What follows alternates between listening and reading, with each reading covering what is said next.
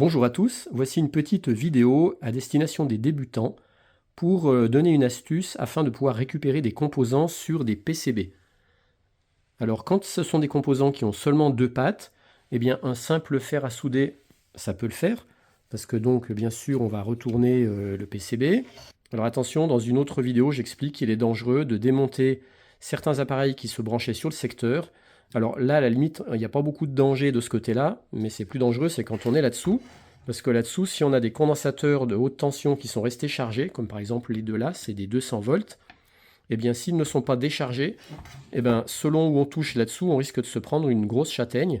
Et le pire, c'est que si on vient toucher avec une main un endroit et l'autre main un autre endroit, c'est potentiellement mortel, on peut se faire électrocuter. Donc faites très très attention si jamais vous démontez des circuits en voulant récupérer des composants et que vous êtes amené justement à manipuler tout ça. Donc faites très très très attention, ça peut être potentiellement mortel. Donc moi je vais me faire aussi un montage pour décharger des condensateurs haute tension à travers une résistance. Ça fera l'objet d'une vidéo. Mais là, dans cette vidéo, je veux vous montrer comment faire quand on veut récupérer des composants sur des plaques comme ça, parce que des fois, il peut y avoir des composants sympas à récupérer. Donc déjà, il faut arriver à les identifier, donc c'est pas toujours facile quand on débute. Mais après, bon, une fois qu'on commence à reconnaître certains types de composants, comme là, par exemple, ici, j'ai reconnu que maintenant, je les reconnais facilement. Là, j'ai 3 relais. Ce sont des relais 12 volts.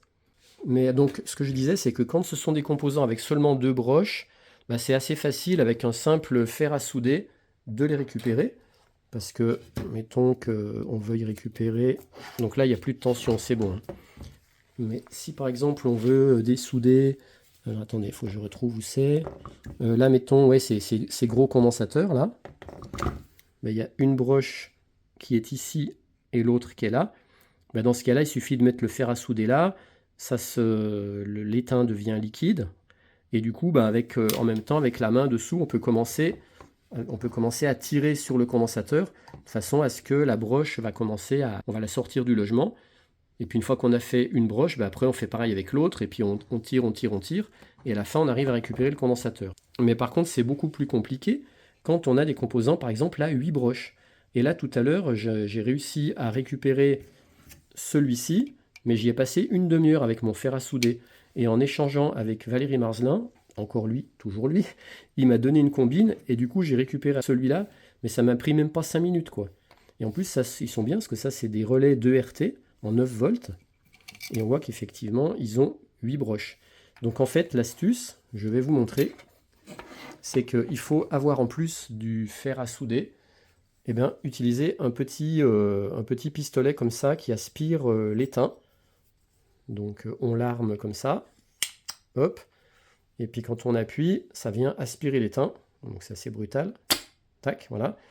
Alors ça c'est un pont de diode, donc c'est la première fois que je vais en récupérer un, et donc il a 4 pattes, donc je vais le dessouder, on retrouve ses pattes derrière ici. Donc on va faire ça ensemble, donc je vais me servir du fer à souder, et puis du petit stylo qui aspire. Donc c'est assez simple, on l'arme ici, hop, et après quand on appuie ici, il faut bien venir le positionner.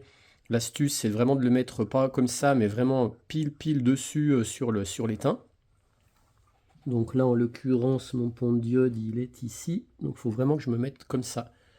Il faudra que je me mette comme ça, et puis il faut se mettre bien à la verticale, et puis appuyer pour aspirer. Donc on va essayer de faire ça. Donc faut pas oublier de le réarmer.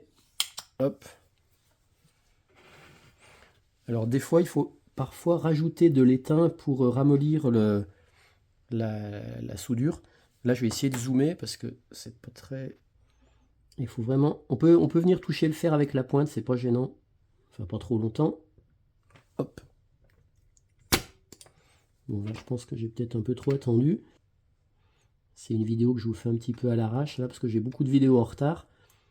Et c'est Valérie là qui m'a donné la combine. J'ai dit oh ça faut que j'en fasse profiter la communauté.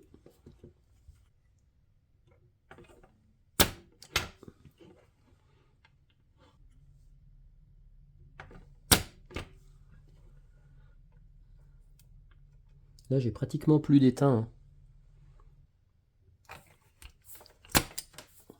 Voilà, donc j'ai dû le finir sans avoir le téléphone devant parce que vraiment ça me gênait. Et à la fin, j'ai intercalé la pince et puis j'ai pu appuyer dessus avec la panne du fer à souder. Donc je l'ai fini comme ça, mais ce stylo m'a quand même bien aidé. Voilà. Et donc ça, c'est un pont de diode. Et comme je l'ai dit en début de vidéo, sans ce stylo, eh bien ce premier relais, il m'a fallu une demi-heure pour arriver à dessouder les 8 pattes qu'il y a derrière. Alors qu'avec le stylo, là, celui-là, je l'ai dessoudé en moins de 5 minutes. Et ça, c'est bien parce que ce sont deux relais 9 volts, 2 RT. Donc, je résume l'astuce. Prendre un stylo, aspirateur, l'armer, chauffer suffisamment longtemps la pâte. Une fois qu'elle est chaude, tout en maintenant la panne sur la soudure, amener le stylo à la verticale et tout de suite, hop, aspirer.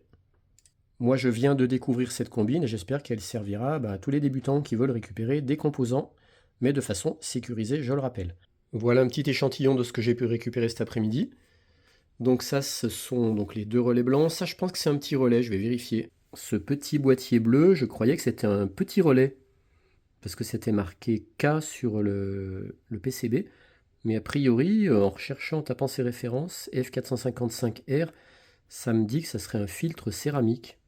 Alors bon, pour l'instant, voilà, j'en sais pas plus, je verrai plus tard. Ça, ce sont plusieurs condensateurs. Ça, ce sont deux pompes diodes, un gros, un petit. Là, j'ai 3 quartz. Alors ça, c'est une puce qui ne va pas sur une breadboard, parce qu'en fait, elle était clipsée sur un support, donc j'ai pu l'enlever sans dessouder. Et là, par contre, pareil, c'était clipsé sur un support. Donc ça, par contre, ça, c'est compatible avec les breadboards. Pour l'instant, j'ai encore pas identifié ce que c'est. Après, j'ai pu récupérer plusieurs résistances de puissance. De celle-là, elle doit faire 2 ou 3 watts. Et elle fait 900 ohms de mémoire. Il y en a qui font, les grises font de mémoire 60 ohms. À mon avis, ça doit être aussi des 2 ou 3 watts. Là, j'ai un fusible que j'ai pu sortir sans le griller. Ça, c'est du piezo. Et puis là, j'ai pu récupérer, bon, ça c'est aussi un relais 12 volts. Et ce qui est sympa, c'est que là, j'ai pu récupérer une petite LED comme ça. Alors par contre, il y avait aussi une verte, mais la verte, j'ai trop chauffé, donc du coup, la pâte s'est détachée. Mais celle-là, c'est bon, j'ai pu la récupérer. Et puis un petit interrupteur comme ça. Sympa. En fait, c'est un contacteur, ça doit être un truc qui permet de détecter quand on ferme un boîtier. Alors par contre, en réalité, elle est beaucoup plus rouge. Là, elle paraît rose. Mais moi, l'œil nu, elle est vraiment très très rouge. Voilà. Sympa ce combo contacteur LED.